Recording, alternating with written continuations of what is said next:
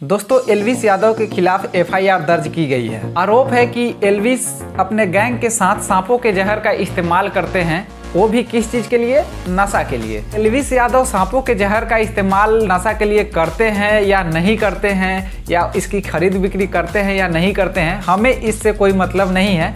हम इस वीडियो में ये बताने का प्रयास करेंगे कि सांपों के जहर का वास्तविक में क्या इस्तेमाल हो सकता है नशा के लिए, और अगर नशा के लिए सांपों के जहर का इस्तेमाल होता भी है तो लोग मर क्यों नहीं जाते, और किस तरह से सांपों के जहर का इस्तेमाल नशा के लिए किया जा रहा है। सांपों के जहर का इस्तेमाल अगर नशा के लिए कोई व्यक्ति करता है तो उसके ऊपर क्या प्रभाव होते हैं। साथ ही इस वीडियो में हम ये भी जानेंगे कि कौन कौन से सांप है जिसके विष का इस्तेमाल नशा के लिए किया जाता है। दोस्तों आप पहली बार जब सुने होंगे कि सांप के जहर का इस्तेमाल लोग नशा के लिए करते हैं तो आपका भी सर घूम गया होगा कि आखिर लोग सांप के जहर का इस्तेमाल नशा के लिए कैसे कर सकता है। और उससे भी ज़्यादा हैरान करने वाली बात यह है कि लोग सांपों के जहर का इस्तेमाल एज ए टैबलेट तो करते ही हैं, लेकिन लोग उसका नशा करने के लिए सांपों से बाइट भी करवाते हैं।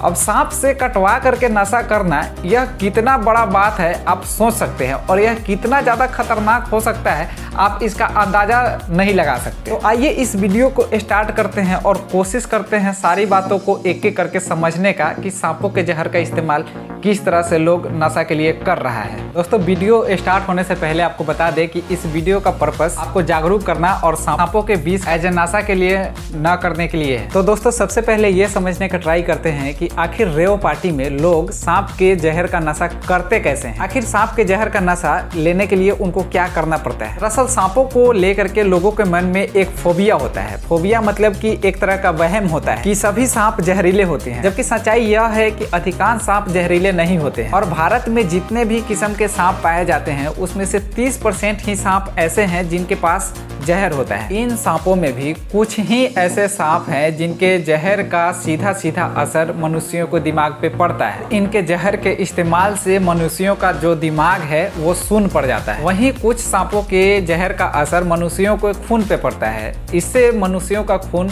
जम जाता है और थका होने लगता है। आमतौर पर जो लोग सांपों के जहर का इस्तेमाल नशा के तौर पे करते हैं वे उसी सांप के जहर का इस्तेमाल करते हैं जिसका जहर मनुष्यों के दिमाग पे हीट करता है। हालांकि इस जहर का डोज कंट्रोल रखा जाता है, कम रखा जाता है, ताकि मनुष्यों के ऊपर इस जहर का असर उसके मौत का कारण ना बने। अब आप इसे ऐसे समझिए कि कोई व्यक्ति अगर जरूरत से ज़्यादा सांपों के जहर का इस्तेमाल कर लेता है नशा के लिए तो हो सकता है कि उसका शरीर पूरा पैरालाइज हो जाए, या फिर उसके अंदर जहर का मात्रा इतना ज़्यादा हो जाए कि उसका शरीर सहन ना कर सके और उसकी मौत हो जाए। इसलिए इसको कंट्रोल्ड वे में या तो इसको दवा के टैबलेट पाउडर की तरह बना के या फिर एक लिक्विड बना करके मार्केट में सप्लाई किया जाता है, और उसको कंट्रोल्ड वे में लोगों को लेने के लिए ये लोग सलाह देते हैं और उस हिसाब से लोग इसका सेवन करते हैं। इस जहर के हल्के डोज के इस्तेमाल से इंसान का दिमाग कुछ देर के लिए सुन्न पड़ जाता है। कई केस में तो अगर जहर का डोज थोड़ा भी ज़्यादा है तो एक एक सप्ताह के लिए दिमाग उसका सुन्न रहता है और लोग सोए रहते हैं, उनको पता भी नहीं चलता कि उन्हें हुआ क्या है, और एक एक सप्ताह तक मरे पड़े की तरह सोए रह जाते हैं। सांपों के जहर से जो नशा बनता है वह और नशा के अपेक्षा, जैसे कि कोकीन, हेरोइन या अफीम होते हैं, उसके अपेक्षा काफ़ी तेज होता है। इसका प्रवाह बहुत ज़्यादा तेज होता है। अगर कोई भी व्यक्ति सांप के जहर का नशा करता है तो उसको at a time certain time के अंदर 1 मिनट 2 मिनट में ही उसको इसका नशा चढ़ जाता है। और यह जो सांप के जहर का नशा है ये अमूमन आम लोग नहीं ले सकते, क्योंकि आम लोग अगर इस नशा को लेते हैं तो उनकी मौत भी हो सकती है। इस नशा का सेवन ज़्यादातर वो लोग करते हैं जो दारू, शराब और नशा का जिनको बुरी तरह से लत लग चुकी है, जो सालों से किसी तरह का नशा करते हुए आ रहे हैं और जो प्योर नशेरी हैं। कोई जैसे गांजा फूंक रहा है या फिर कोई बहुत ज़्यादा मात्रा में सिगरेट पी रहा है, दारू पी रहा है, तो वैसे लोग सांप के इस जहर का इस्तेमाल करते हैं एज ए नशा के लिए, जो तभी भी बहुत ज़्यादा खतरनाक है। अगर व्यक्ति ज़रूरत से ज़्यादा इस जहर का इस्तेमाल नशा के लिए किया है तो उसका मौत हो सकता है। और दूसरा जो आपके मन में कन्फ्यूजन है वो ये होगा कि आखिर सांप से जो कटवाते हैं, ये तो रही कि टैबलेट की बात, जो लोग टैबलेट लेके या फिर लिक्विड लेके किसी चीज़ में मिला के पीते हैं तो नशा आता है, लेकिन कोई लोग ऐसा भी है जो डायरेक्ट अपने जीभ पे सांप से कटवाते हैं और उसको एज ए नशा कैसे यूज कर पाते हैं। क्योंकि आमतौर पे अगर कोई व्यक्ति को सांप काटता है तो उसकी मृत्यु हो जाती है। तो कहीं ना कहीं आपके भी दिमाग में ये प्रश्न उठ रहा होगा कि आखिर जो व्यक्ति नशा का सेवन करता है वह सांप से कटवाता है तो क्या उसके अंदर सांप का जहर नहीं फैलता है? तो इसका भी आपको डाउट क्लियर करते हैं। दोस्तों, होता क्या है कि जिस सांप से नशा के लिए वो कटवाते हैं, जिसको हम स्नेक बाइट बोलते हैं, उस केस में क्या होता है कि उस सांप को ही पहले से ही कुछ इंजेक्शन दिए जाते हैं।